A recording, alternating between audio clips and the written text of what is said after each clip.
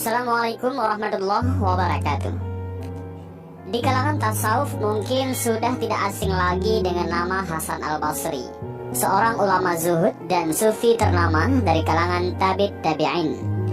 Ada kisah menarik yang mana ketika Hasan al-Basri remaja, sebelum menjadi alim lagi wali yang zuhud, adalah ia seorang yang tampan dan senantiasa memakai pakaian yang mahal. Ia sering kesana sini di dalam kota seperti anak-anak muda yang lain bermondar-mandir tanpa tujuan hidup yang teguh. Suatu hari ketika berjalan-jalan di tengah kota Basrah, dia bertemu seorang wanita cantik dengan sepasang mata yang sangat menarik. Seketika itu timbullah rasa gairahnya sehingga tanpa sadar kakinya terus mengikuti wanita cantik itu. Wanita itu sadar ada orang yang mengikutinya. Lalu ia menoleh kepada Hasan al-Basri. "Tuan terus mengikuti saya. Apakah Tuan tidak malu?" Hasan al-Basri pun menoleh ke kiri dan ke kanan dan mendapati tiada siapapun di situ. "Hendak malu kepada siapa? Bukankah tak ada orang yang melihat?" kata Hasan al-Basri. "Sekalipun pada Allah yang maha mengetahui kianatnya mata dan apa yang tersembunyi di balik dada," kata wanita itu.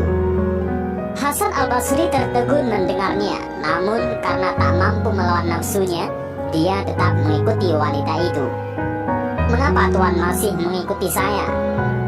"Saya tertarik dengan dua matamu yang cantik," kata Hasan al-Basri. "Baik, Tuan tunggulah di sini.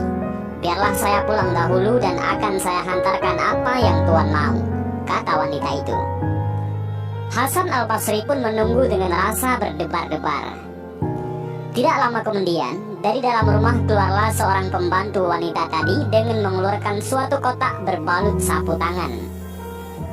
"Tuan, ini majikan saya kirimkan untuk Tuan." Dengan rasa amat gembira, Hasan al-Basri pun membuka kotak itu. Alangkah terkejutnya apabila dia dapati dua biji mata yang berlumuran darah. "Wanita yang Tuan ikuti tadi ialah majikan saya. Ia berpesan, dia tidak mau memiliki mata yang membawa fitnah atas orang lelaki. Dia mengirim mata ini agar Tuan boleh menikmati dan terbebas dari godaan itu. Ambillah Tuan." Menggigil tubuh Hasan al-Basri dengan peristiwa menyayat hati ini. Ia pun pulang dan semalaman dia menangis bertobat kepada Allah.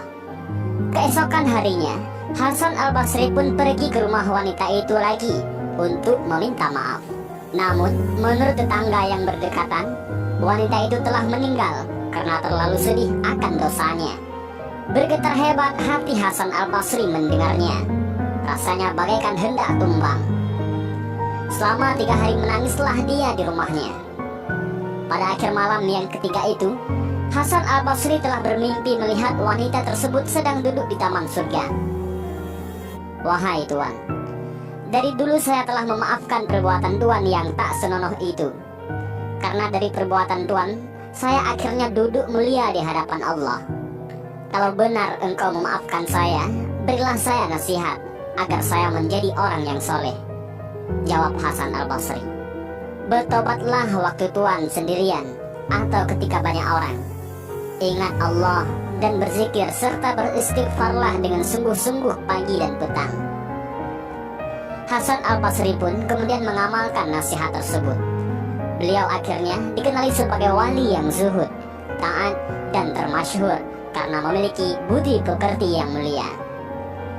Dan begitulah sejarah menorehkan kehebatan wanita yang beriman. Begitu takut menampakkan kecantikan dirinya kepada lelaki yang bukan muhrim yang mampu mengundang 1000 fitnah.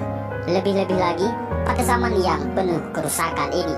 Dan benarlah ayat Allah, "Tundukkanlah pandanganmu terhadap yang bukan muhrim, karena sering berlaku panahan setan di mata."